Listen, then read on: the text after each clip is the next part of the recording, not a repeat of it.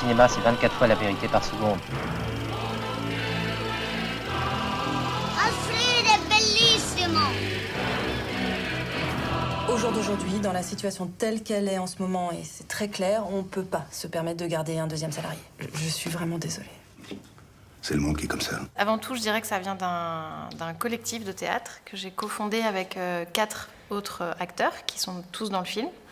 Et effectivement, il y a eu un premier spectacle qui était assez important pour la compagnie, c'était inaugural, qui s'appelait « Tout ce qu'il nous reste de la Révolution, c'est Simon ». Puis ça m'a tellement plu, en fait, finalement, de faire ce spectacle, qu'après avoir fait le spectacle, avoir tourné, avoir rencontré les gens, voir comment ça pouvait les toucher, je me suis dit, mais en fait, j'ai pas épuisé ce sujet. Tu sais que ça va être l'anniversaire de maman. Je crois qu'elle aimerait te voir.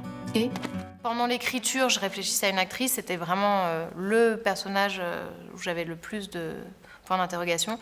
Et très vite, en fait, j'ai jamais imaginé quelqu'un d'autre. Donc, parce que aussi, il y avait une espèce de surface de fantasme, parce que c'est quelqu'un qui nous rappelle un cinéma d'une certaine époque. Et je trouvais que pour ce personnage-là, pour le coup, le film a un côté très prosaïque comme ça, mais pour le personnage de la mère, comme on est dans le fantasme, on est dans le mythe, on est dans la projection politique, dans l'icône, le machin. Je trouvais ça chouette qu'il y ait quelque chose qui rappelle la fin de la nouvelle vague, enfin voilà, qui pour le spectateur soit associé aussi à une histoire du cinéma et du temps comme ça, d'une mélancolie agréable. C'est dingue, on peut plus la poser la question du pourquoi. Eh ben non, on peut plus la poser. Et pourquoi? Je pense que c'est important de rire ensemble, parce que c'est une énergie dont on a besoin. On a besoin de se réapproprier un peu de joie aussi. J'ai pas envie de la laisser toujours à la bêtise ou à des idéologies un peu plus individualistes, on va dire. Donc c'est très important, c'est un geste important.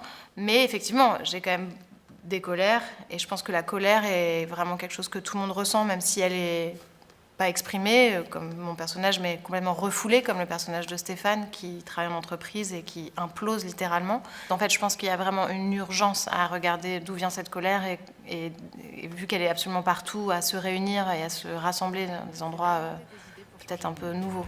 Voilà. Mais c'est difficile de passer de la théorie à la pratique.